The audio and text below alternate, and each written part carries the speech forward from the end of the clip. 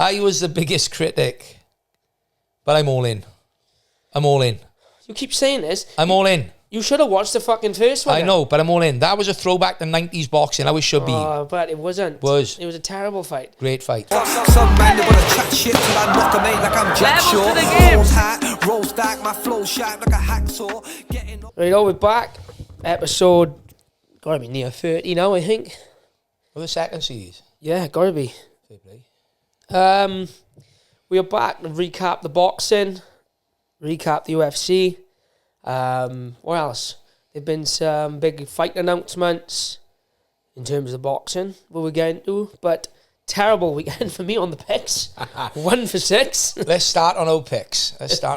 So what was it? It was BSD against Bilal. Dariush.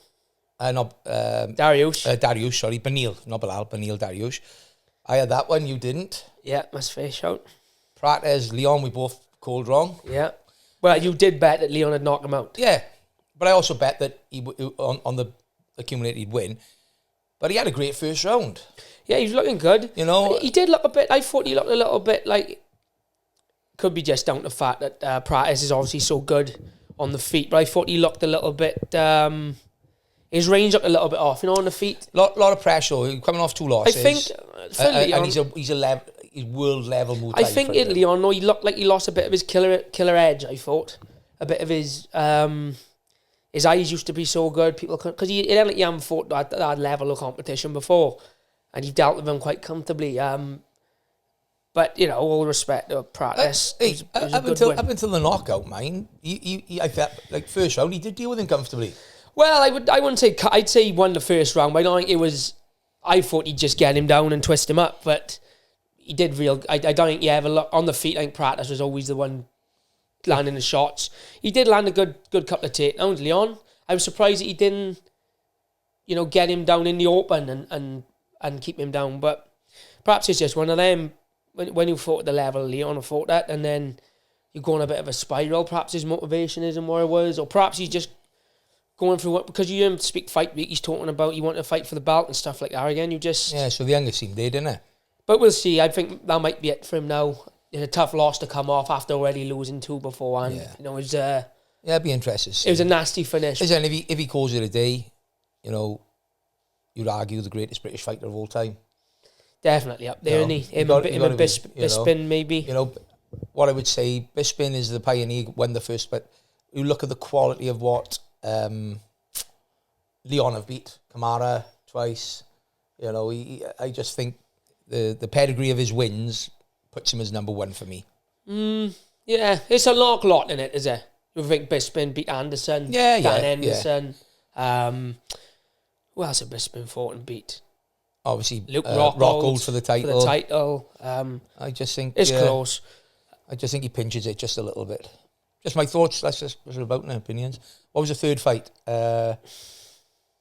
Brady and Morales. Oh, we both had that wrong. That kid's a killer mind. Zero fear of a takedown, marauding forward, every shot with the intention of putting you out. He's a big, scary guy as well. Scary man. 19-0 at that level. Is he 19-0, 19 knockouts as well? Quick look at that. But I don't think you've ever... It's phenomenal, isn't it? When you think mine, there was a lot of people arguing, Brady shouldn't be fighting the number, what was he, 13 or 14? Well, I think he was actually 8, but I thought he was... Even dropping down, he should be holding out for the title. And I think that kid have put his name right in the frame now. Well, we'll get into that in a minute now, the welterweight picture, because it's such a... Let's have a look. Where is he? 19-0. He's only 26 as well. That's so scary. 19-0. Sorry, I am right. He got 14 knockouts, 1 submission, and 4 decisions.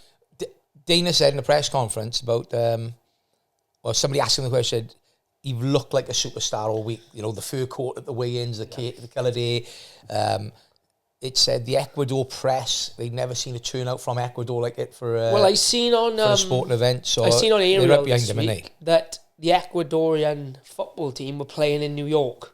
Ah, were they? So they said he had obviously a good effect off that as well. But he is a mass, because he trains in, I believe he trains in Mexico. Right.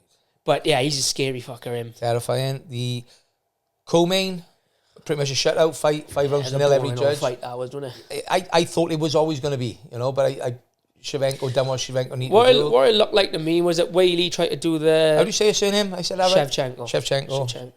Valentina Shevchenko? I don't know. What it looked like to me is Whaley tried to do a bit of a style bender.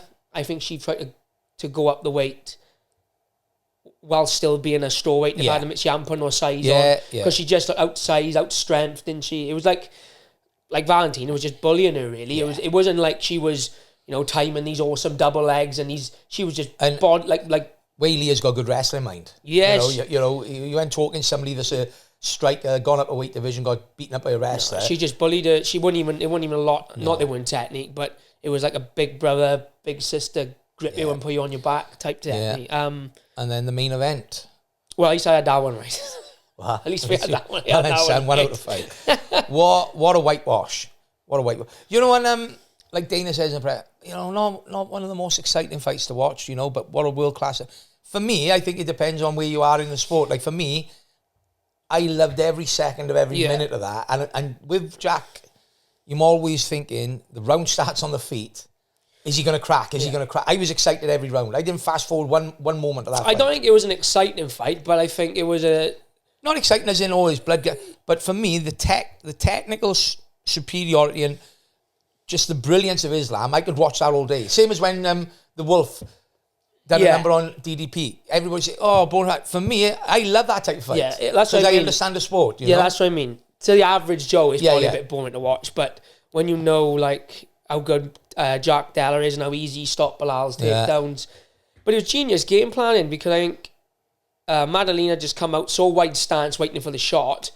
Literally, I think he hit him with 2 calf kicks in the first, and you could see straight away he was a bit, it threw him off, and he looked like broken, didn't he? Jack, I got to be fair, there was pockets in the fight where Islam stood and striked. You know, he wasn't afraid of the striking range. Well, I put a post on Instagram yesterday, and that's the beauty of being like an all-round fighter, is he had him that worried about the shot that he could land on the feet. And then, you know, Jack is obviously the better striker of the two, but he just didn't have that defensive wrestling threat to be able to get Islam worried about shooting in and getting caught. Yeah. He just did what he wanted. Was it 100% success rate takedown? Yeah, I think it was 5 from 5. Well, every time he took him down, I think he got back up once at the end of the one round, but that was the end of the round. Yeah. But yeah, scary performance really.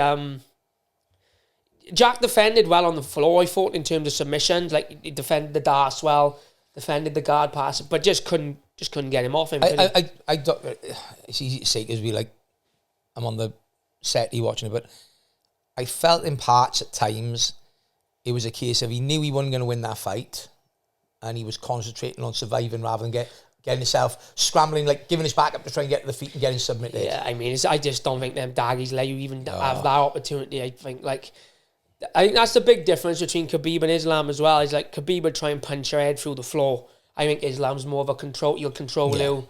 He'll hit you a little bit, and he'll just look to submit you. But what's next for him?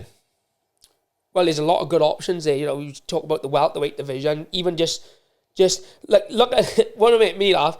If you look at Pratas and Michael Morales' wins, isn't it Michael Morales? It is, isn't it? Yeah. You look at their wins on the weekend. If that had been on separate cards, or just say one of them wasn't on the card, they'd probably have stood out as the next contender. But the fact they both won the way they have kind of took a little bit of a shine off the other. Yeah, agreed. Because like if Morales blew Brady out the water like that in the first round, we'd all be like giving him the title. But the fact that Pratas is just done that in Leon, and we got Ian Gary this weekend. So this is what I think will happen. Let me see if I'm right. Ian Gary against Bilal. I think if Ian Gary wins, he'll fight for the title. They've also said, though, that Shavkat is ready now for March.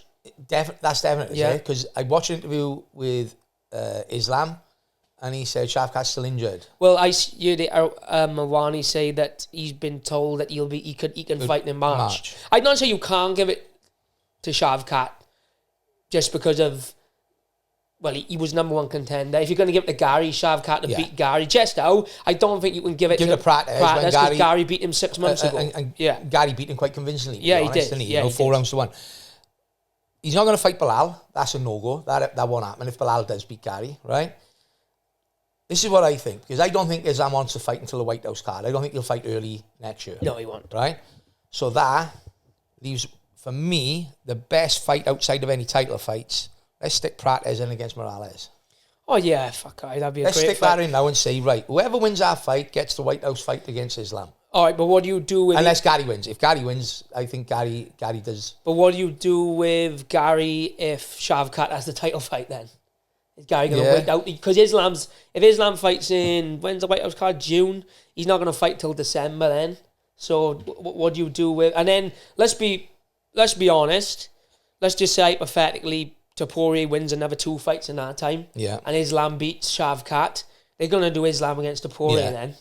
So it's a bit of a... Do you think he'll go back down, or do you think... No, I think Topuria come up. Topuria come up to I think Topuria come up. But I think it all depends how Gary looks on the weekend. Like, if Gary... He can't just win a... This is not a knock on Gary, but like the Prates win. It was a great win. Tactically brilliant, but it wasn't... He's decisioning people. He's not going in and blitzing people out. It wasn't as impactful then as like Morales destroying Brady or agreed. not Shavkat, sorry. And Prates against Leon is conclusive, isn't it? He's got to knock Bilal out. I think if he knocks Bilal out, I think you're probably right. I think he probably goes in for the title. But you can't overlook Bilal. I mean, no. People thinking about Bilal's ass fight against Jack. And let's be honest, Bilal have looked better than what he did in that fight. And I think Bilal shot his having a foot. We've both said this. Going out trying to prove a point that he can stand with these boys.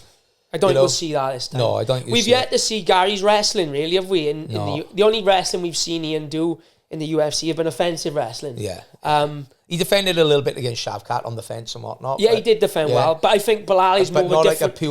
a pure wrestler, like a Sean Brady, a Bilal. Boys just going to run a double on him. And he's a different style of wrestler, isn't he, Bilal? So I think it all comes down to how this weekend plays out. I don't know what to call on that one with Bilal and Ian. Do you know what else? Because it depends on what Bilal turns up. Do you know what else we got to think about? I don't think you get a title, but Usman's coming off a win.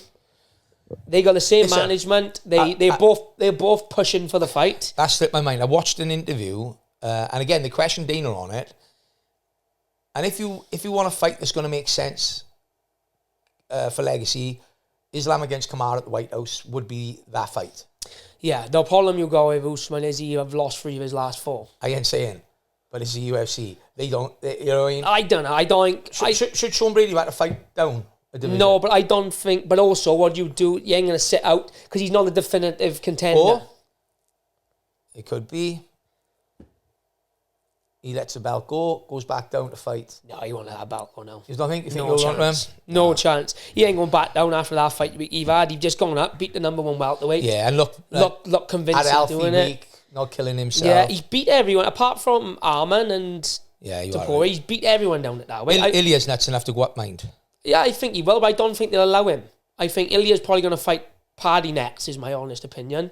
And then I think... Why ain't that signed yet, though? Because Paddy's saying all the right things. He says he's ready to go. I half wonder, are they waiting on the Arman versus... Maybe. Oh, and also as well, Dana said in the press conferences, they asked him, what country do you want to go to? Do you already say his reply was? Spain. No.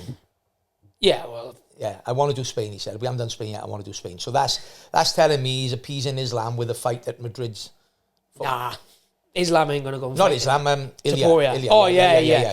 That's what I mean. Him and Paddy would sell out a football stadium. Oh, God. And, you know, if Paddy went over there to fight Ilya in Real Madrid's... I'm telling you now, 25,000 Liverpool supporters are going. Oh, definitely. Never mind fans of the MMA. Football fans are going to go over there and back him. Hooligans. Yeah, they'll be over there. Yeah, no, I agree. Strong. I agree. That's the fight to do. There's rumours floating about that it's exciting, mind that welterweight. So this is Islam's options. Ian Gary, Kamara. There's rumours flying about that they were going to do Topuria though for the first Paramount card. Yeah. But we don't actually know what date that first Paramount card is yet. They say it's 2026. They haven't said it's going to be like... Do we know what month? No, they haven't. That's what I mean. They haven't said like... So there's no schedule laid out? No. Well, Australia's scheduled for January. No, the shows are scheduled, but the broadcast. TV, right. So I don't know. I don't see him doing a stadium fight yet. I feel like that would have been done by now. It's got to be... Common sense would be waiting for the summer anyway. Yeah, well, in Spain, I suppose it won't be. Yeah, but it's still a chance of rain in March, April in Spain. Yeah. I think you want a conclusive. Let's do it. Well, July, I can't see Ilya ain't rain. going to wait till July. Surely have a year out. No, I don't think. Then, you know, When was financially rewarded as them boys, but it's not about the money no more. Are you happy to sit and wait? I don't think they will, surely, though. They got to keep the division moving. Because, like, that'll be a year off for Paddy as well. When you said about Arman, you think, which I think he will, I think Arman will deal with Hooker quite easily. I think if Arman deals with Hooker fast... Then maybe they wait for the result of that. And then they got they got Topuria, they got Paddy, they got Arman, they got Gaethje. They're probably thinking, is Arman going to make weight and all these things? No, I don't. I think they don't want Arman to win, but if Arman wins, you've got like your 4-man tournament then. I think you'll probably do, but then Gaethje saying he's going to retire if he does the title fight. I don't think that's the fight. I think or will he do Gaethje against Ilya, Paddy against Arman, and then the two winners face off at the White House if they do an early that would be a good one. I just feel like Paddy and Ilya is too big of a fight to make for the fans in the White House with 5,000 people watching. You know what I mean? Is that all? It's going to be a small crowd. 5,000 people, yeah. With them, and McGregor's going to be on the. McGregor's as good as confirmed for the. Yeah, let's see if he gets it. Well, I hope so. Do you listen to John Kavanagh on Ariel? No, I can have a look at that. He said McGregor's off social media. He's back in Ireland living. He's been in the gym every day. You've asked John to lay him out a programme for between now and June to get him ready for the fight. That's brilliant to you. If that's the case, it's him and Chandler. There'll be no one happier than me than that. Because listen, whether you love him or hate him, he brings excitement and eyes on the Here's sport. a spanner in the works. The Matt knocks Chandler out, and then he's going out to pour it for the belt. You know it. You know it. Or is he going to go to welterweight? With Islam, because he got the tools to deal with them Dagestanis now. They can all kiss goodbye to the welterweight title. If McGregor knocks out Chandler at 170 in June and said, I'm fighting for the belt in December, Dana's going, you fighting Islam. So is that what John said? It's a 6-month camp now ready for June. Yeah, he said he's in the gym in the mornings. He doesn't come to the night, he said, because of who he is. But he's in the gym. He's enjoying training. He's sparring. He's still not part. He didn't say it in those words, but from what I can make of it, he's still with God and not partying. And just basically said, we've laid out a plan for between now and June to get him back in. I know we've heard it before, but he did seem authentic when he gave that that speech, didn't he? You know, and he's off social media. Yeah, and he looks better, you know. If you go on his brilliant. Go on his Instagram, I think he's posted nothing for weeks. So perhaps you never know, though. I don't really. And if he didn't blang one out on the weekend, you know that he's definitely off social media. I don't want to make accusations. Has he gone to rehab or something like that? And good on him if he is. Good on him. You know, let's see. I'd love to see him back. I'd love to see him knock Chandler out and chuck him in again. Do you know what? I'd love to see it as well for Kavanagh. Imagine he knocked Chandler out and then they say, who do you want to fight? You want to fight Islam or Topuria in December for the belt? Because that's the type of star power he is. He's under 5 years off. I don't know. I think he'd beat Chandler. I think them two may be a step too far after the time he had off. But I think Chandler will he'll send Chandler to another dimension. Yeah, I think so. But it'd be a massive spanner. Let's go back to that 4-man possibles for the lightweight. Stylistic matchups. I think Gaethje's a good matchup for Paddy. Yeah. Right? Armand is a tougher matchup for Paddy. Paddy's capable of beating him, but Armand got that wrestle control. Paddy's dangerous off his back, but it's enough to win you around, do you know what I mean? Yeah. Where I think Armand and Ilya is probably the toughest matchup for both of them. I think, for me, I don't understand why the UFC wouldn't do Paddy, because he's such a big star. But and like you said last week, why risk him picking up a loss and taking away that momentum? Because let's be honest, out of all M4, I think even Ilya is a champion, Paddy has got more star power, I feel. Oh, yeah. You know what I mean? Oh, yeah. Yeah, well, outside of McGregor, I would argue Paddy's one of the top three. Listen, Paddy was one of the biggest names in the world, even before he signed for UFC. He's on the Ariel Wani show when he's fighting for Cage Warriors. I was speaking to one of the lads I'm friends with from Liverpool on the weekend, and he was telling me it's not bullshit. He said if they put him in Anfield in 3 weeks' time, it'd sell out. Oh, no, I got no doubt. He said you could sell out just in Liverpool. He said, just off his name, yeah. So, but I do think, like you said, I think Arman is probably the toughest stylistic fight for all three of those.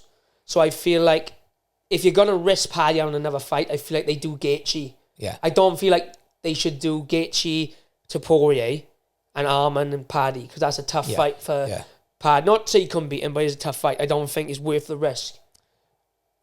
Before we move on to the boxing, let's talk about the PFL announcements yesterday. Have you seen it? Yeah. So, PFL Europe is no more. Do Yes, you yeah, get that? I've seen the announcement, So it's yeah. just one organisation. In fairness, Batch was aware after coming back from the stay off on last Thursday. So everything that he said to me was announced pretty much yesterday. I think it's brilliant. 26 shows. That's just over 2 a month, which is what's needed for PFL. And I think if they do that format rather than these tournaments, I do believe they will start selling out arenas. I do think that they'll never be the UFC, but they'll be a good second I just spot to hope them. that they stick to it, though. Yeah. Because we've heard all this before.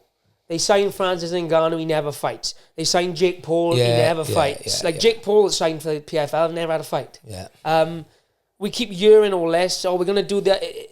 We're going to drop it to 500 grand tournament. Now we're going to get rid of the tournaments altogether. Yeah. There's too much going on. You've got PFL Europe. You've got the road to Dubai. Like, they're all separate shows. All separate shows. But this is what I'm saying. You know, One this banner, is one banner, one umbrella, one team running everything. You know what I mean? Like it is that's with what the they UFC. need to do. Yeah. But unfortunately, the side cost of that is much more expensive to run then, because if you have one team run everything, the guys from America are coming to Europe, the guys are coming agreed. But then you end dishing out £1 million purses.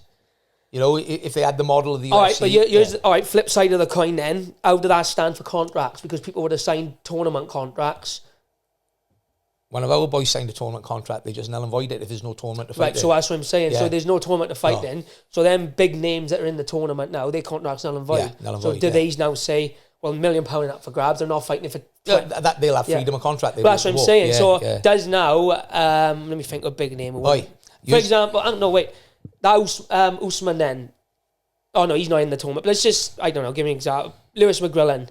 Yeah, you're in the tournament. You're on... Let's just... I don't know this. Lewis hasn't told us where he's in. You're on 50 and 50. There's a chance to win 500 grand in it. We've scrapped the tournament. Your contract's void. So now does he say, well, I'll just go to UFC then for 50 and 50? Yeah. That's the risk they want to run. Yeah. I like the PFL. I think it's a good setup. It's good fights. It's been too unstructured. It's unstructured. And I think, if you want my honest opinion, the European shows are better than the American shows. And there's too many fingers in too many pies. They need to allocate, like in the UFC, go, right, there's 2 matchmakers. You're going to cover these weight divisions. Yeah. You're the promoter. One face is promotion, like Dana is the face of the promotion. Get your team of your runners, your backstage people.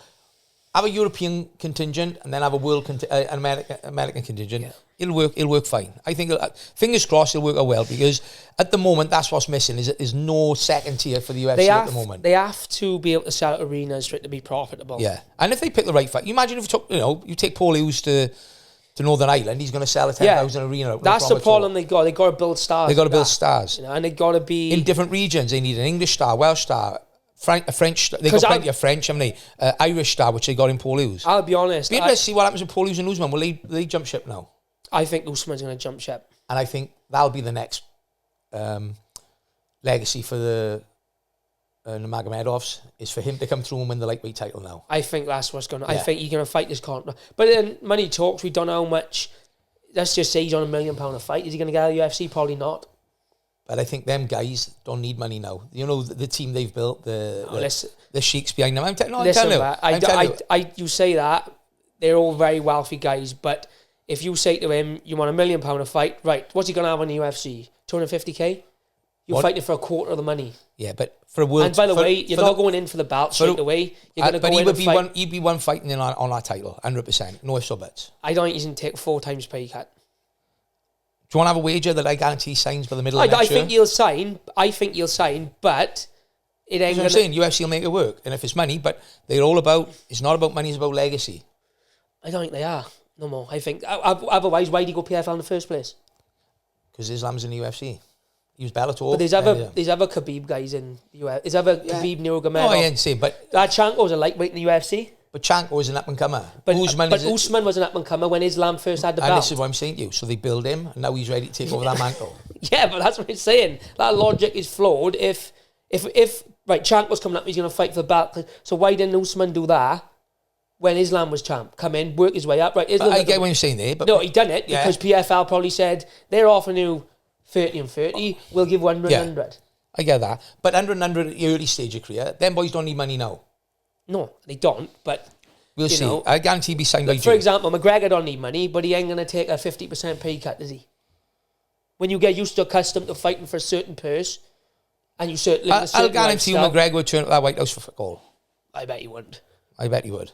No chance. I bet he would. No chance. You want your fucking head? We can see. Absolutely no chance. But I'm telling you, Usman will be signed by June. I think... And one fight title. Yeah, I don't know. I don't really know. No, I think he'd be signed by... One fight title. Yeah, but who's he going to fight? I don't care I who don't think fights. he's at that... I got to be honest, I don't think he's at that level. But this is where we'll find out. One fight title. No, I'm not betting no bet. Let's have a bet. No, you don't pay up on your bets. Well, You don't ever pay on your bets. when you ever paid me on your bet? Because I never fucking lose to you. Aye. Listen, I don't know... I love Paul. Paul Hughes is a real high-level fighter. But he gave Usman all the way to go. Yeah, no, I agree. So how does Usman do against like an Arman? But this is what we need to How find does he out. do against a Paddy? This is what we need to find out. This was always the argument in the early days of Bellator's, wasn't it? How would they fend if they crossed over? Yeah. And a lot of them failed, didn't they? Same with Pride. Yeah. Couple took the titles at Pride. Couple just fell by the wayside. Let's talk about the boxing. Let's talk about Anthony Joshua and Jake Paul. Is that happening? That's on. Signed. 100% signed. 100% signed. When? Heavyweight, no exhibition. It's a real fight. 10-ounce gloves. 8 rounds in Miami, Friday, 19th of December. Why 8 rounds? I think just Jake Paul was probably fighting 8 rounds. Do you know what? Prediction? Well, I don't need to predict. I think we all know what way it's going to go. But people slandering Jake Paul, you're wrong. He's a smart man. This is a case of, it's a win-win for Jake Paul. Because let's just say Jake Paul takes him 4 rounds. What do people say? Yeah. Oh, fucking hell. He knocked Ngannou out in 2. Yeah. Oh, fair play to Jake Paul. Yeah. What do people say if he knocks him out in 30 seconds? Well, he's Anthony Joshua. Yeah. He's 2-time heavyweight champion. Heavyweight. He's had to move up a division. Yeah, I agree. you know. I agree. Yeah, and what happens... Olympic medalist. What happens if Jake Paul did a little bit better than what we think? Because he's not going to win them. If it's a real fight, which it is, and I don't think Joshua's... And this is another thing I want to say. I'm fucking about 6 people say to me this week, well, you just pay Joshua to take a dive. If there's anyone, you talk about not needing money, who don't need money, is Anthony Joshua. Yeah. He probably got more money than Jake Paul. He's been having probably $20+ million paydays for the last 10 years. He's been sponsored by Lucozade, Lynx, Under Armour for the last 10 years. Yeah. He got a management team who manage a lot of the top box in the UK. Allegedly, he's got shares in Matchroom Boxing. Yeah.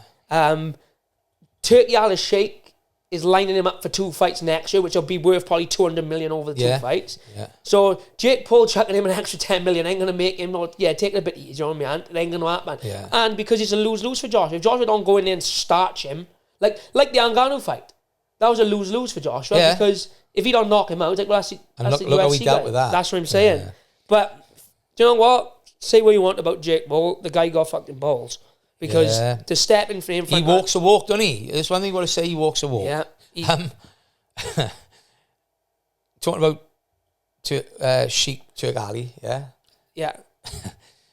That poor sod was at that Conor Benn fight, and every time they zoomed the camera on him, what were they thinking? You're in the middle of Tottenham Hotspur, the biggest Jewish population in London, and the boos were ringing around. I think that guy have just funded this entire event for no profit for himself, right?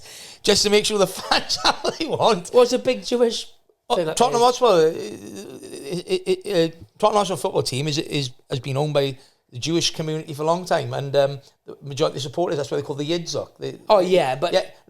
It's a Jewish area. Yeah, I know, but that's not like a football crowd either, is it? It's all, no, but I guarantee was a masses of Jewish people there. And because of the situation with Israel and Palestine, then they've jumped on that back, all booing him. I'm like, come on, give the bloke a break. He's probably 50 million down on the back end of this show. God, and he just, and the rest. Right. So that was I don't know what the production team thought they were up to when they did that. I think he liked so loud. But let's talk about the fight. Terrible fight. Let me come in, Terrible fight. I was the biggest critic, but I'm all in. I'm all in. You keep saying this. I'm all in. You should have watched the fucking first one. I know, but I'm all in. That was a throwback to 90s boxing. How it should be. Oh, but it wasn't. It was a terrible fight. Great fight. It was Ben going jab to the body right down to the edge. Spot on, in and out, bam, bam. And Eubank just looked like a shell of himself. I don't know if he was injured. I think the weight might have fucked him up. Well, the way he was talking, I think you've had a lot of personal issues going on. Yeah, I don't know what it was, because he looked horrendous. He'll come out in the wash, it'll come out. Yeah, he looked horrendous. I did gain, you got to respect him, after the fight. He didn't take enough, he didn't lie on the excuses, did he? No, he just said, I've had a lot of personal problems. Yeah. I'm not looking to fight again now until I get it sorted. So, yeah, but I enjoyed the fight. I think he should retire, I do, Eubank. And I liked how Ben killed it dead as well, you know, like they said, there's no more.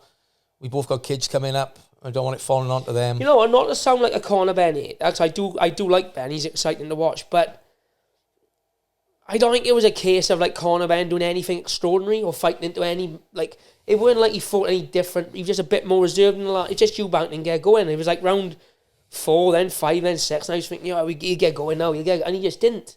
He's had nothing in him. No. I enjoy it. One judge scored it 12 rounds to 0. One had it by 8 rounds and one had it by 6 rounds. I don't know who had it by 6 rounds. So that would be 8. Yeah. No, 9-3. 9 rounds to 3. I would have argued probably 12 rounds. Yeah, I couldn't see how I can't see how you could give any round 3 rounds. No chance. No chance. 9-3. Because when somebody said 6, someone said, oh, people don't understand the scoring. I seen someone post, how can they give 6 rounds to Eubank? And I've commented, well, no, it's 9-3. He's won by 6 rounds. Just 6 points he's beaten him by. Yeah. But no, I enjoyed it. I've got to be honest, enjoyed the fight. What fights is on this Gary card? Luke Riley's making his debut. Oh, and Shamrock. Looking forward to those two. Shamrock's making his debut. Shem, see, is exciting because he's got the personality, you know. And I'm not slating Luke Riley, but Luke's like a bit more of a reserve lad. He lets his fighting do the talking. Shem can fight, but he can also talk and he shit talk, and he'd be good for this. He'd be good for the division. I gotta be fair. Well, they got 2 tough fights, haven't they? Shem, I don't know much about Riley's guy, but Shem got like a 10-0 Russian, I think. So it ended like they chucked him in and are gonna try and build him. They should try and build him because he'd be a big star, I think, with his personality, and he got a fan friendly style. But I don't, I don't think they've given him a. Not a favourite. It's a 50-50 fight on paper. My phone will ever work. This is what happens when you buy a Samsung. Keep telling us. It's 4 years old. Give it a break. That's how tight you are. That 4 years old and he on upgrade his phone.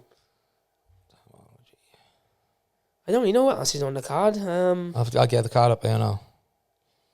You got it? Cause yeah, right. So Shem is fighting Nurolo Aliev. He is 10-0. So the fight card is this. Honestly, no rush. Right. So the main event obviously is Hooker against Arman. Then we got Bilal. Gary. Is that a Alonso. 3 rounds. That is Gary. Alonso Mainfield versus Vulcan. That's a good fight. That's a good shot. Oh, Jack Manson's on there. Oh, that's a good fight. He's fighting that Orabai. Looks like the Neanderthal looking guy with a big beard. Looks like a bloody caveman he do. Didn't he only just fight? Yeah, he's 14-2. He fought a couple weeks ago, didn't he? Yeah. Spivak against Gaziev. He's a tough old bugger. That 14-1 Gaziev. He's heavyweight. He's one that they I don't know. I know Spivak obviously fought Aspinall, didn't he? Alex Perez against. There's a lot of Russians and type of area. Luke Riley against Bogdan Gradley. Didn't realise he's fighting. He's a tough fight. Mine 15-3. Let me get him up for you. You know this guy, do you? Yeah, I've seen him fight. Who have you seen him fight? You've seen him on a couple of UFCs. He lost his last one. Yeah, he did. Yeah, he lost to Mohammed. Oh, that guy who beat Wood. He did. He beat Nathaniel Wood. Yeah. It's his 3rd fight in the UFC. Well, anyway, we'll go back to we'll stay on that card. There's there'll be a lot of clashing, I think, fight week because Ilya's brother. Well, that's what I was going to say. So you've got Ilya's brother is there. So Ilya's there with him. Paddy is there with. Oh, we don't want to see the rest of him. Dalby. Oh yeah, Paddy is there with Shem and Luke Riley. It'll go off. And also Islam have just turned up as well. Yeah, it's going to go off. He's on his. He's 2-0 Shem's opponent in the UFC. Yeah, he's a good lad. He is. But yeah, so we got a chance of Islam running into Poirier running into Paddy. Islam run into Paddy, you never know. What about the fight with Dylan Dennis and the Muslim Oh, it's about Brotherhood? time, innit? It's about time some fucker pasted him. That's been a long time coming. And fair play, they gave him a good showing, didn't Oh they? my God! Do you see the link, the angle I sent you this morning? Yeah. Watch it. I've seen every angle. They're there is to filling see. it. I didn't realise how bad they filled Under him the in. armpit, hitting him in the back of the head. Anyone's kicked him in the head. Yeah, absolutely filled him in. And do you know what? It's about time. It's about time. He's all right, Dennis. He's entertaining online. He was entertaining with the Logan Paul stuff, but he's been riding this train of him having a street fight with Khabib for years. Oh, I did this, I did that. He didn't do fuck all that weekend. He absolutely pissed it. That one that cracked me up, where Dennis is like down the guy, he just thumped him in the back of the head. He'd go he's straight on him, and his carnage. Do you see, as security taking him out, they set about, it must have been Dennis's mate, I don't know what it was. And you know the old guy with the long beard and grey, remember Islam said to that big American podcaster, you like street fight? He's had street fight, he jumped in and thumped with McGregor. You see him come running up behind him, grab his kid by the legs and throw him over the barrier. Have you seen it? No. Throw him over the barriers. You see Tiny now, Steve's right now, partner. Yeah, I know. Come on, yeah. whoa, and just like walking back to the cage. I seen what made me laugh was obviously they was all there front row to watch Islam, weren't they, all the brotherhood, and then when he won, they all in like the hotel room celebrating. They've all been kicked out the fucking arena.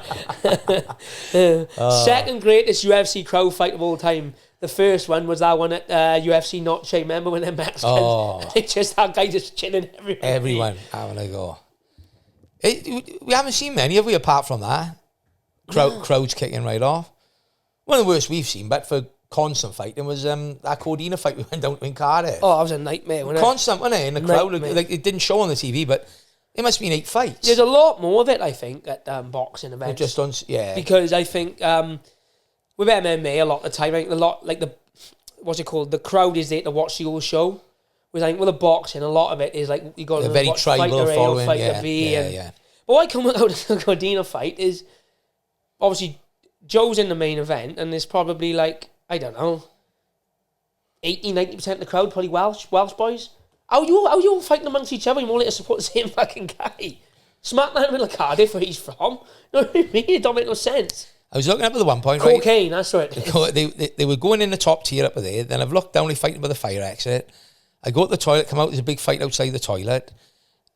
And I was ill at the time, wasn't I? Yeah. So I'm like, I hope no come and clip me. No, I just can't fight back. I've got Big Rick on the case. Yeah, you have Big Rick and Wes. I need Big Rick and Wes coming back me up because I couldn't afford for anything. He'd just come off a treatment. But I've never seen so many fights break out in the crowd. It's a boxing. Oh, fight in front of us. With Wes and that idiot. Yeah, that guy was a tit though. Yeah. But yeah. Speaking of Cordina, he's fighting now in December. He's fighting in Stockton, believe it or not. Stockton, California. Yeah, he's fighting a local guy out there. I'm guessing he'll be a world title eliminator. Nate will be cage side, ringside for that. Yeah, so looking forward to that. I haven't got anything else? No, I think we've covered everything, There's no other fights really released lately, I think. No. In terms of rumours and stuff, so...